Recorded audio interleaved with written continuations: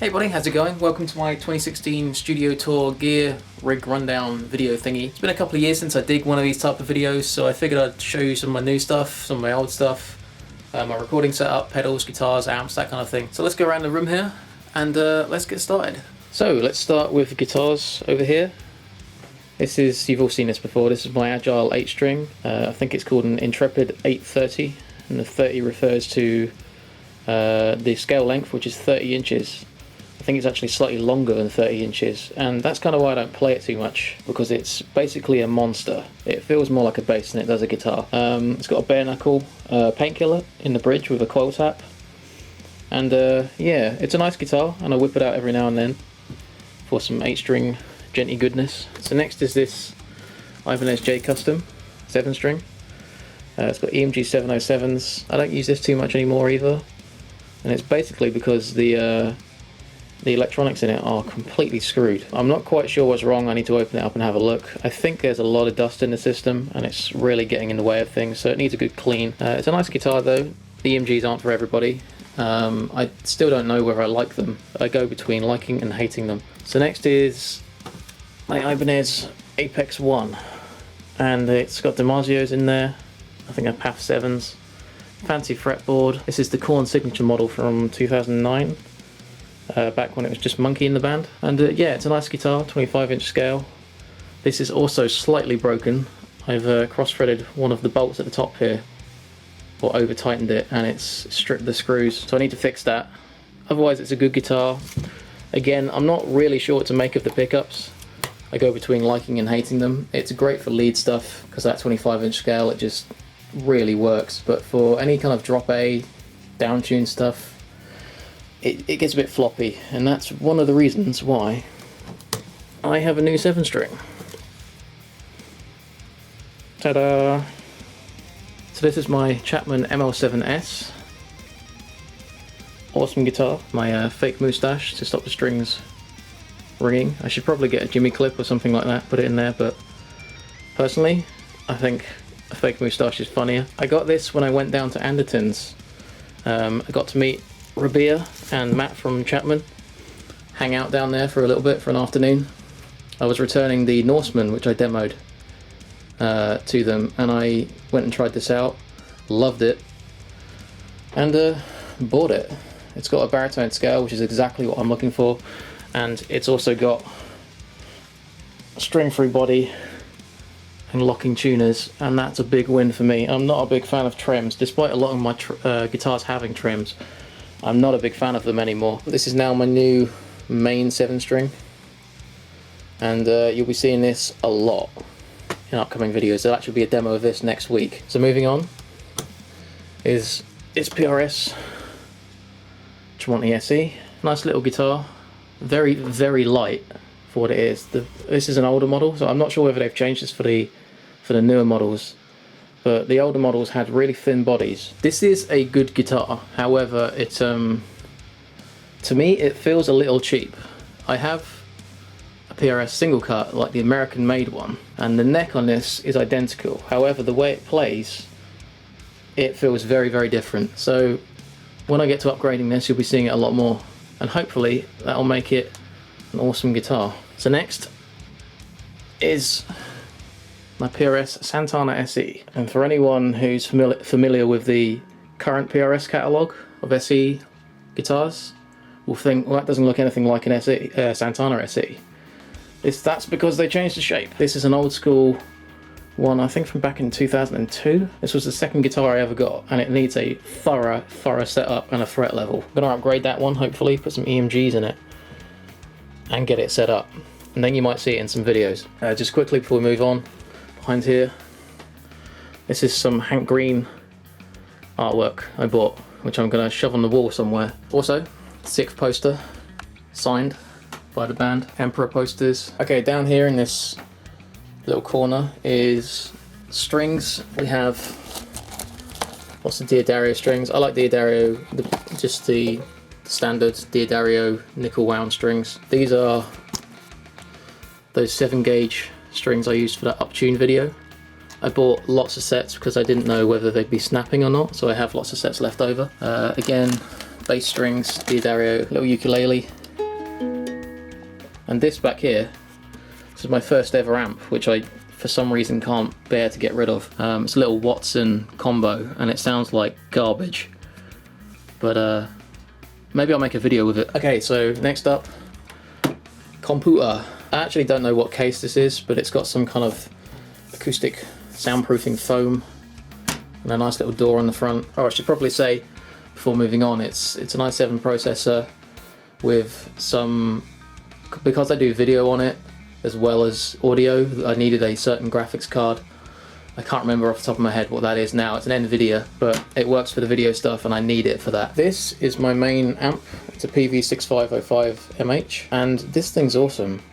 It gets a lot of stick for not being very versatile, but I think it is.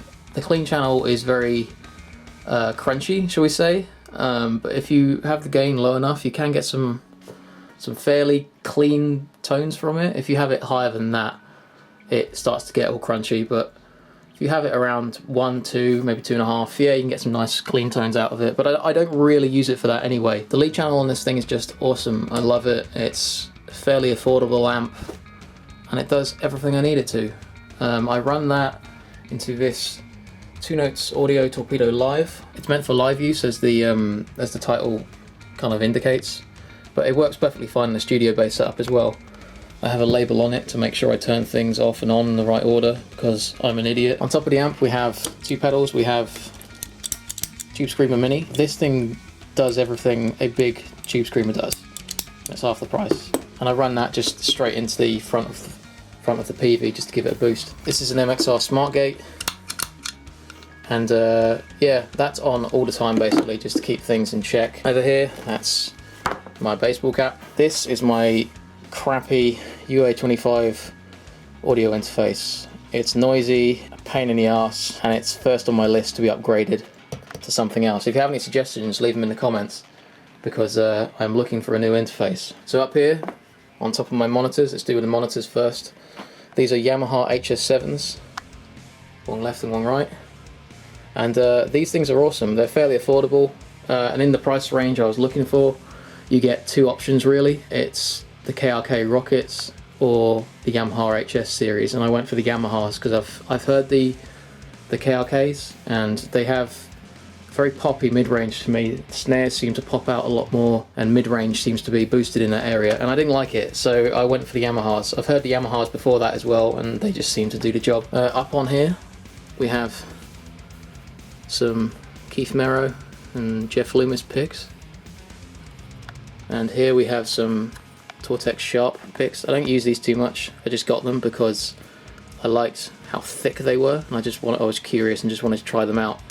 Over here we have a bunch of picks. These are basically to brighten up the room a bit. It's all black and white, so I wanted some colourful things, but I do use this orange one, these orange Tortex picks. These are just the standard ones, and I use these on bass because they're a bit bendy, and I like that off for bass. This is my iPad, an iPad mini, and yeah, I used to use that with Jam Up Pro to get all my guitar tones, do everything on that. It was an invaluable part of my recording setup. Now it's an invaluable part of my day-to-day life. I don't really use it for recording unless I have to. I did the app metal video on that and it works just fine, but yeah, I prefer to use the real amps these days. Having said that, I'm looking at Bias Effects right here, and this is Cubase 6 it's in. So Cubase 6 is my DAW, and I run Bias Effects for any kind of guitar tones and stuff. Recently this has been getting a little bit of use on some Rob Scallon tracks. I'm not his regular mix guy, however he does call me occasionally to do some mixing work, and usually instead of using a real amp I will use Bias Effects because I think it sounds good. Drums wise, it's Superior Drummer 2 with the Metal Foundry SDX. I just like the way the Metal Foundry sounds. I like the drums in it. It certainly sounds better than the standard Superior kit. There's some Easy X's in there I've got. I think it's Made of Metal. I like that one too. But yeah, I use this one mostly, and I have a preset kit in here called Hellpern, which is a nod to Periphery. For bass, I use Easy Mix 2 on the Metal Guitar Gods pack. I usually use Devin Clean for the low bass. I split the bass into two tracks. So for the low bass I use the Devin Clean, and on the high bass I use Bias Effects again actually on the Tosin Mid. Over here we've got some drawers full of things, tools, an old headband I used to wear on stage, and I use it to keep strings quiet when I'm recording now. Various guitar picks, little microphone, Frog Leap mug for my coffee. In this drawer we have more bits and bobs. Blue tack, the most useful thing ever, blue tack. Cleaning cloths, an old MIDI keyboard which I rarely use, some stickers, Fluff stickers. May the beard be with you too, Fluff. And a diary, some pics. Basically a whole bunch of stuff which I have no real place to put, so it all goes in that drawer. Over here we have two acoustics, which honestly they don't sound great. And I'm not really sure what I'm going to do with them. I rarely use them anyway. I might get rid of them. I might replace them with one acoustic which sounds better. Dodge Viper, because, you know, why not? Down here we have a whole bunch of cleaning things for guitar. I like my guitars to be clean. I know some people like guitars, they like all the muck and all the grime to stay on the guitar. I'm completely the opposite. I think a clean guitar is a happy guitar. It's just, it makes me happy as well. Some pick tins over here, some Metallica pick tins. So over here we have my Ibanez 2601E, I think it's called. I got this years ago, and it's actually quite a rare Ibanez because it's got a Duncan in it, stock. I kind of feel that Ibanez, they go for DiMarzios or EMGs usually. So to have a Duncan stock in there, it's the full shred by the way, is quite a rare thing. Again, not a big fan of trems, but you know, whatever. I used to like them a lot. And this has become probably my main shreddy 6-string. My other 6-string, which I forgot about until right now, is obviously my PRS single cut. That hasn't gone anywhere, however I keep it in its case now because it's got some fading on the headstock. I don't want that to get worse. I don't really mind it because it's my guitar and I like guitars to show they've been played, but I don't want that to get worse, so I keep it in its case now. So next, over here we have this bass, which is a Squier vintage modified 5 or something like that. It's basically a Squier 5-string jazz bass, and I've always loved the jazz bass. They're not the best suited for metal. There's some weird overtones and stuff when you play this, but you know, it's a Squier. I'm not a bass player either, so I'm not going to spend £1 million on a bass. I just want something which is good enough for recording. More posters. Metallica, obviously. Ozzy, photobombing everything I do. That poster was from my first gig ever, signed by Satch, Vi and Robert Fripp. Satch and Vi were great, wasn't such a fan of Fripp, if I'm honest. Obviously, you know, Kylo. These are Panama amps, and you'll be seeing demos of these really soon. These are brand new. This is the Shaman, and this turned up yesterday morning. I haven't even turned it on yet. And this is the Fuego X. This has been with me for about 2 weeks. Haven't played with it too much, but the clean channel on it is just amazing. Back here is this, my K ET200. Everyone says this is a Teisco or Tiesco guitar. For all I know, it could be. This is from that video from This Guitar Really Sucks video. You know, it costs £5. I don't play it really. I keep it in the background as a prop because I like it really, and it actually did sound alright in that video. It's weird. It's a really rubbish guitar, but somehow it sounded okay in that video. However, it's impossible to keep in tune and all that stuff. So yeah, it's just a prop basically, and I keep it at the back there. Old Fender cable. This is my Roland Microcube, which is a really wicked little practice amp, and it's cheap as well and runs on batteries. Check them out if you need a practice amp. So this is a Line 6 4x12 or a 4x10, it might be, I'm not really sure. But I don't use this at all, it's purely a prop because I have neighbours, and this is generally the wrong ohmage for all of the amps in this room. This is 8 and 4, and most of the amps are 16 and 8. So it does cause some problems. Also, you know, with neighbours, running a 4x12 cab isn't really practical anyway, so especially for recording. More posters, old Kerry King. Yeah. So over here we have CD player, bunch of CDs. This little light which is magnetic. If I need like an extra bit of light behind the guitar stand or something, I hide this behind there and it just gives out a little bit extra light. So above the CDs we have some Superior like tune track boxes, Cubase, stuff like that. It's basically all just props and things. If this shelf ever ends up in a shop, it looks nice. So these two folders are lessons from my old teacher Martin Goulding. The black one is mainly rock based stuff and the green one is anything not rock based. Yeah, there's 10 years worth of lessons in those two folders. Which, by the way, check out Martin Goulding on, you know, on YouTube, and he has a website as well. Check him out if you want some lessons and stuff. Has some free lessons there. The guy taught me everything I know, so go check him out. So next up we have some recording books, things like that. These are tab books. I like tab books. I like collecting them. That's Conquering Dystopia. Some Linkin Park there. Some, you know, new metal. Metallica, there's Feared in here. It's not actually in here, but I actually have Emperor and Necrophagist as well. That's quite a rare tab book, that Necrophagist one. And we have some old guitar magazines at the end here as well. Total Guitars, Guitarist magazines. Up there we have some pedals. I need to grab a chair. I'll be right back. So, up here we have basically my pedal shelf. Got a standard Crybaby wah. This is brand new. This is a Pedal Projects Lionheart. You'll be seeing a demo of this soon. Nice distortion pedal. And this is also new. This is a Ares Effects Savage Drive. Again, you'll be seeing a demo of that pretty soon. These are some pedals I've had forever. Just a Boss, I think it's a BF3 flanger and a DD6 delay pedal. This looks cool, but I'm not sure it sounds great anymore. This is a Digitech The Weapon. This is the Dan Donegan from Disturbed signature pedal. I think it's got some cool effects. There might be a sitar effect on that somewhere.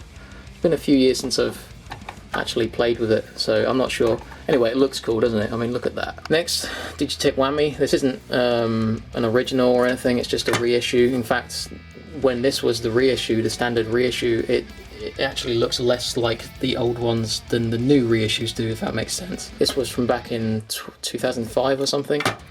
Yeah, but it's a wicked pedal. It does exactly the same things as the new ones and the old ones. I use that occasionally. I used that on a collab which is not out yet, but hopefully you'll see it soon. Up here is just a bunch of boxes. Some of them have things in, some of them don't. Obviously the boxes for the Tube Screamer, Crybaby. Here, this is the only microphone I own. It's a Shure Beta 57A. I used that on that Meshuggah cover video, and if I'm ever going to mic up anything, instead of using a standard 57, this might be something I look into using for guitar cabs, things like that. Over here though, in this box is a MXR dime distortion, sorry. So other than that, it's just empty boxes really, and some power supplies at the end there. Oh, and one thing I've forgotten, you know, I'm a massive Devin Townsend fan, so obviously have to have a Ziltoid. So yeah, that's basically it.